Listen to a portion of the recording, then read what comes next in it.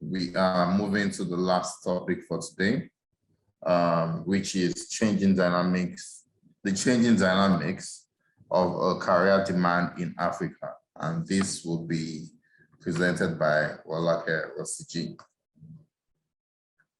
Introducing Rolake. Rolake is the acting MD of Careers in Africa.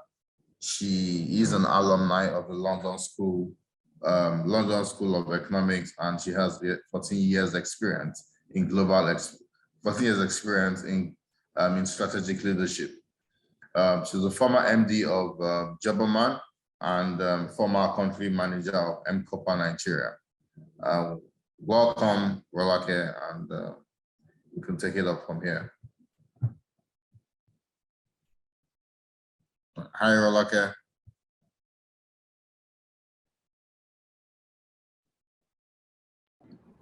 Hi, Tayo. Thank you for the warm welcome, and hello to everyone. Very pleased to be the last session of what has been an excellent 2 days. I personally have learned a lot. It's really been a fantastic set of sessions. I mean, everything from Nigerian breweries to Bolt to Ernst & Young. So keep your energy high. This is going to be an informative session. So I'll be speaking about the changing dynamics of career demand in Africa. And I'm going to focus on the changing dynamics as it refers to the trends in industry and the economy across Africa, but also in terms of the impact that remote work and the ability for Africans to work globally has had on the trends in HR. So, you know, experts are predicting a great economic growth phase driven by automation and innovation and technological growth across the world. New jobs are being created to meet with market demand and new industries. There's been new skill demand as a result of this. Therefore, how can we harness the young population of Africa, which really has the technological skills and the advantages that the world really needs, and also African companies and companies operating in Africa? Before I get into the meat of the topic, I'll tell you briefly about who Careers in Africa is. So Careers in Africa is part of the Global Career Company. We've been working in the recruitment space in Africa for 20 years. So we have 20 years of talent and networks across the continent.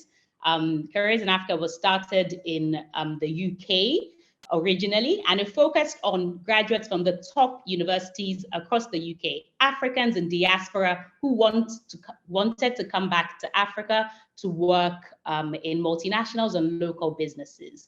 Careers in Africa then expanded worldwide. They then found that not only were English-speaking countries such as South Africa and Nigeria and Kenya looking for diaspora to come home, French and Portuguese-speaking countries were also in the search. So Careers in Africa expanded from the UK to Paris, to Lisbon, to DC, to Boston. And, you know, we've been leading recruitment from top universities worldwide to come back to Africa, such as Harvard University and many other top schools. Also, Careers in Africa has leading career summits worldwide. Due to COVID, this has been put on hold. But prior to COVID, many of you might remember the very large summits that occurred in London, in Boston, and in New York for top companies recruiting to Africa.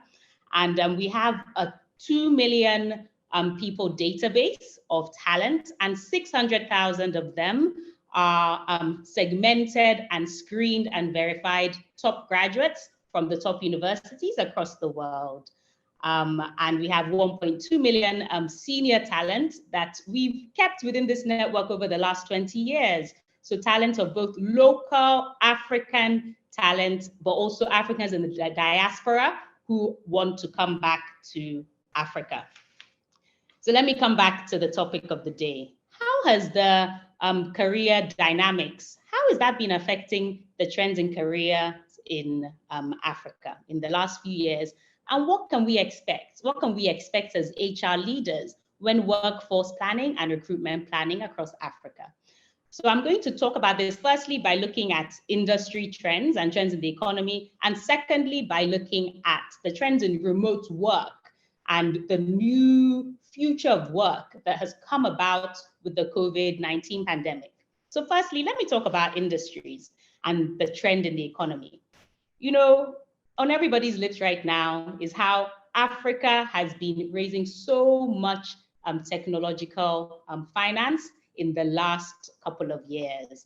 What we've really seen in the economy has been an influx, record-breaking influx of tech investments from VCs in Africa in the last couple of years. And last year was a record year with 3.6x increase in VCs investment into Africa, making a total of 5.6 billion of tech investment into Africa. A faster growth rate than Latin America, which is extremely impressive. This is really what I can say is the standout overall trend across the continent. And of course, what we can see from our data is not only has there been an increase in demand for talent in tech companies, there has been a real increase in demand in banking and finance, in telecoms, and also in branding and in marketing. That's what our data is showing us at Careers in Africa. I'd therefore like to zoom in on tech. All of us have been talking about tech. And really, I'm going to refer to the data from Partech's 2021 VC report, which all of you can find online. Partech's report highlights the fact that the 3.6x increase in investment into Africa in 2021 was the fastest across the world. And when you look at that data and you zoom in, you'll see that fintech took the lion's share of that investment.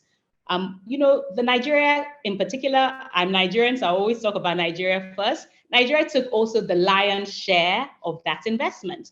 But the rest of Africa, Kenya, Cote d'Ivoire, South Africa, Morocco, Tunisia, also had extremely large investments, and we expect that to keep increasing.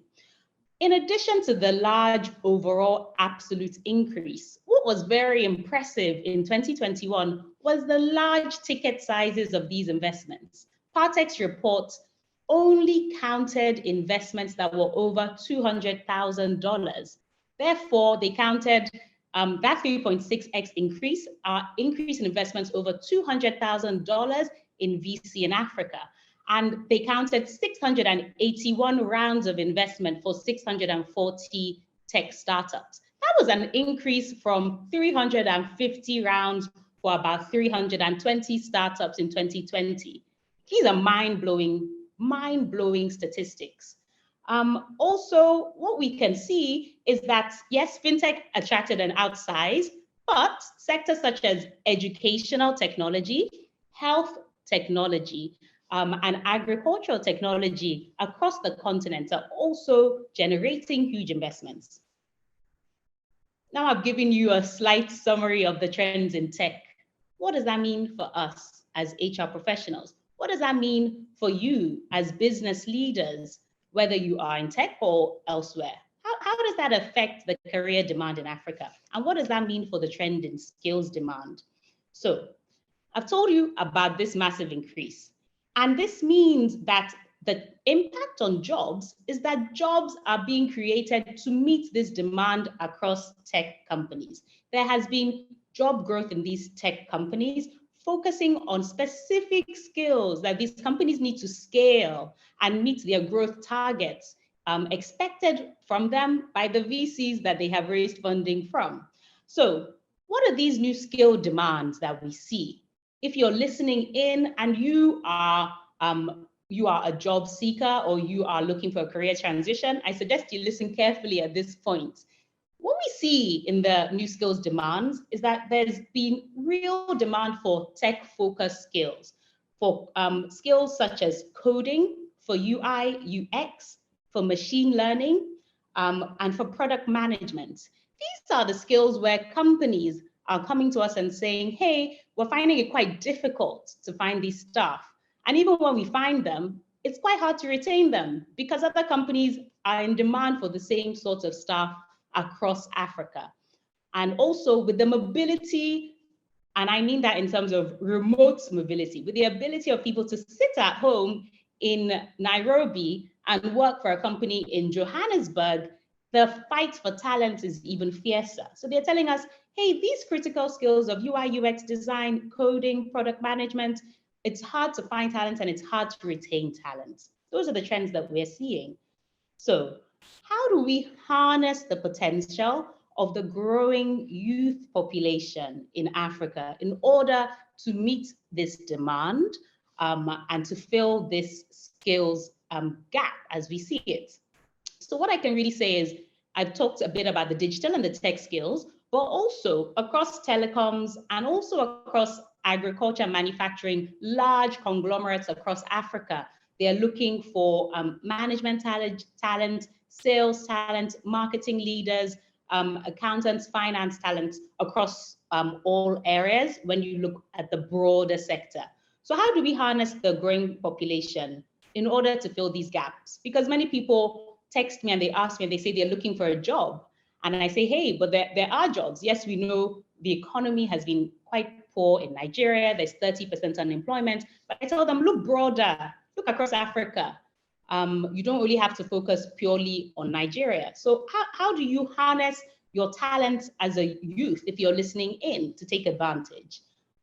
Really, at Careers in Africa, we focus both, right now, we have an equal number of local African talent as also Africans in diaspora as part of our network of 2 million candidates. So what I always advise is look broader, but also look at these skills where recruiters are having to go outside of Africa. They're having to recruit Indians or Europeans to come into Kenya or Angola to take these jobs. Look at those skills and find out where you can do these courses online. At Careers in Africa, we provide a series called Talent Matters and the Talent Agenda series, where we recommend courses and learning tools that you can find. But all of us now know about, Coursera and the various online tools such as Udemy that you can quickly skill up and find the skills to meet this skills gap and make yourself really in demand. I'd also like to talk now about the second area, which is what is the trend in remote work? How does that impact the demand for skills in Africa? And what can we expect in the coming years? We see in many African countries, there is high unemployment. However, there's a paradox because we also see this large increase of demand for technology skills. But then people still say, but there's a gap, there's unemployment. Furthermore, now when people acquire these skills and they get these jobs, they are often poached by companies, be it in Canada, be it in the UK, be it wherever it may be in the world. So how do you, as employers, better make use of your talents and retain them? Because this drive to remote work really means that the market is becoming a talent. It's the talent that has the power and no longer the employers. Talents are looking not only at, oh, I want a job. They're also looking at what is the culture? What is the remuneration? How long do I really want to be in this company? Because they have alternatives. So how does that impact how we should be thinking about recruitment and trends in the coming years? What I really, really strongly believe is that as HR experts, we must be planning for the long-term growth of our talent and long-term career sustainability of talent. This means that when you recruit your talent, you're not just thinking about today or this year or even the next 2 years. You're thinking about the long-term pipeline for career development and career succession. So your talent is now global, whether they're sitting with you in Nairobi or in Kinshasa or in Abidjan. That same person can work anywhere in the world. So what are the perks that you're offering them to really make them settled and content where they are? What is the flexibility that you're offering them to allow them to take advantage of work-life balance? We really need to think extremely carefully about these issues going forward. Otherwise, we'll continue to see high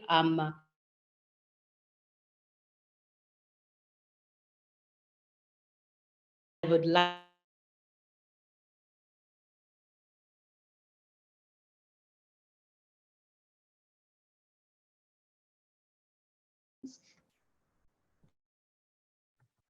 Okay, thank you very much, Rolake. That was very insightful presentation.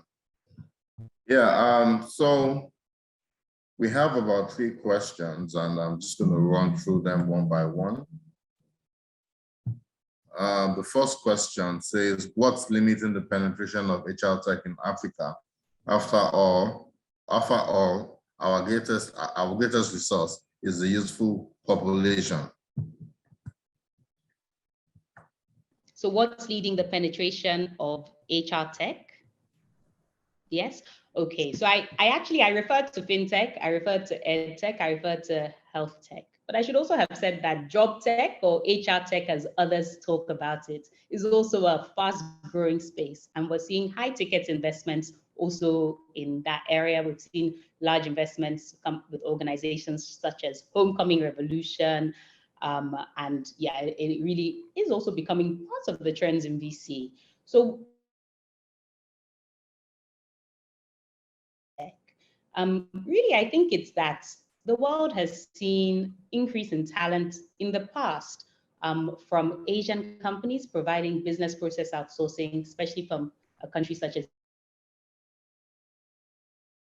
opening up and realizing the potential of African talent. With the Africa Free Trade Area, Africa is now the largest economic bloc by population size globally. We're larger than NAFTA, we're larger than Latin America, we're larger than any of the Asian trading zones. We also have a lot of commonalities across countries, many countries that speak English or speak French. The world is waking up that, hey, there's a talent pool here. Whether you're English-speaking country or French-speaking company, they see the benefits of looking for talent in Africa. Plus, us that we are here, we also are recognizing that, if I look left in my office, I see a guy with 3 degrees, an MBA, master's, and an undergraduate.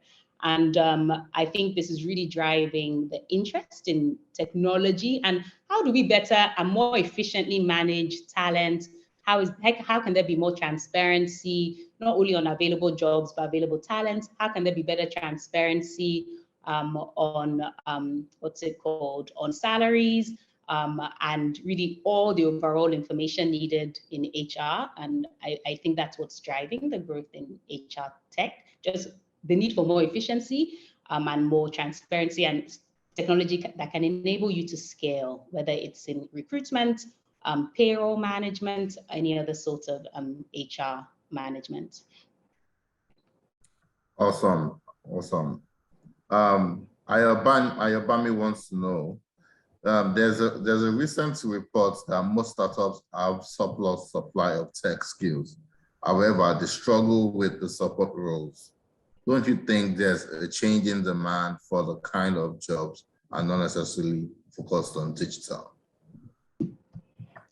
There's a changing demand for the type of jobs and not necessarily focused on digital. And I guess your question is because you're saying you understand there's a lot of outsourcing going on. Could you just repeat the second half of the question for me, Taya? Okay, so it says that there's a recent report that most startups have surplus supply of tech skills. However, they struggle with the support roles. Don't you think there's a change in demand for the kind of jobs and not necessarily focused on digital? No, okay. Well, I think it's a mixed picture. There's suites. Even if you have your team that can, you still need your finance team, still need your sales team, you still need your marketing team. So, and I don't call these support roles. These are core roles. These are core roles. I've been working in tech myself for the last 4 or 5 years, whether it's job tech, whether it's solar energy and fintech. But I am not a technical specialist, not at all. I'm a commercial business development, sales, and strategy person. So I don't even call these support roles. What I will say is, yes, there's demand for digital and tech skills, but as that demand grows, the overall demand also grows because you need to support that whole business. So yes, I mean, although my my talk focused on digital skills because that is where I see a gap. That's really where I see a gap. Yes, of course, these other skills are extremely in demand and still highly relevant, just that you may see more competition for those skills. There may be already people that have those skills. So what I always less supply to foolproof yourself and foolproof your career. Okay, thank you very much. My next question from Toby Adegoke. So if there is a growing demand for accounts, finance, IT, and marketing, what happens to HR professionals, especially those trying to transition into HR and considering having MSc in HR? Are you saying we won't be needed and that technology can do the work of an HR? Thanks, Adegoke. That's the opposite of what I'm saying, actually. It's not what I'm saying at all. As I talked about the different functions, HR, of course, is a major function. And in order to manage all those other functions, you need HR. So if you're looking to transition into HR, you're looking at doing an MSc or any other sort of qualification, go for it, because HR is actually the engine of managing all the other stuff. So no, that's the opposite of what I said. I'm sorry if that was unclear. Okay, thank you very much. Yeah, personally, I think this is actually a very spot-on presentation or a topic, most especially because of recent I've been having some conversations, or people have been having conversations with me around, okay, this is what I do. However, I'm starting to think that maybe I need to move from this to that. Not necessarily because the roles are no longer relevant, because they are equally getting bored doing what on a daily basis. And they are looking at, okay, maybe I've done about 10 years, 12 years doing the same thing. Do I want to rise to become like chief human resources officer? But which we all know that at the beginning of your career, there are like lots of people doing HR, or as you grow, the role reduces. So starting to look at, okay, how do I make myself more relevant in the job market so that I can diversify? And so people have been having this kind of conversations with me in terms of, okay, if I'm in HR, do I want to add strategy to it so that I can possibly take up a position as a COO somewhere, or probably as the head of strategy somewhere as well? Or people just blatantly saying that I am tired of HR. I want to move. I'm tired of finance. I want to move. I'm tired of procurement. I want to move.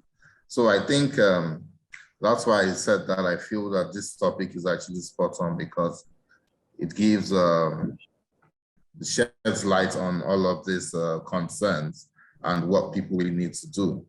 And also with regards to the scarcity of talent in the IT, in the tech world, I was actually speaking to founders of some tech startups last week, and they equally shared the same concern that their major challenges are actually, number one, getting senior tech people to work for them, because when they grow, okay, when they start up, they start with the smaller guys, and then by the time they grow the business to a certain level, they're looking at, okay, we need someone who is more senior to handle certain parts of the business for us. But then they realize that the large corporates have kind of like swapped, what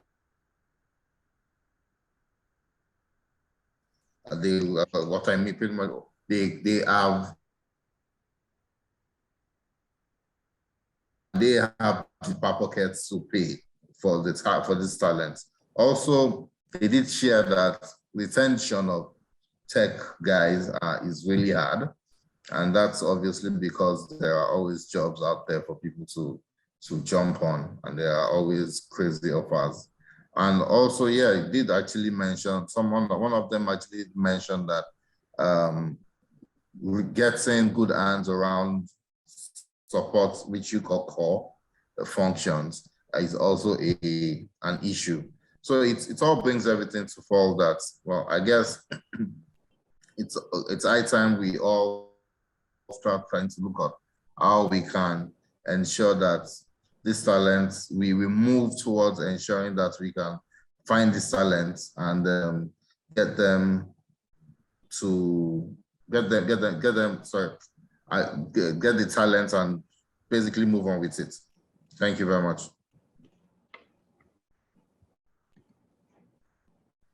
Yeah, very, very insightful, Tayo. I fully agree. Okay. All right. So thank you very much, Rolake. I think we might have. Okay, so we're actually done with all the questions. Thank you very much once again for taking our time to participate in this in our program, and also being the last presenter. So it's been wonderful, and your topic obviously did justice, and we don't have had a better topic to close this conference with. So thank you very much for your time, and we hope that when next we call upon you, you will definitely answer us. Thank you, Tayo. Pleasure to be here. All right.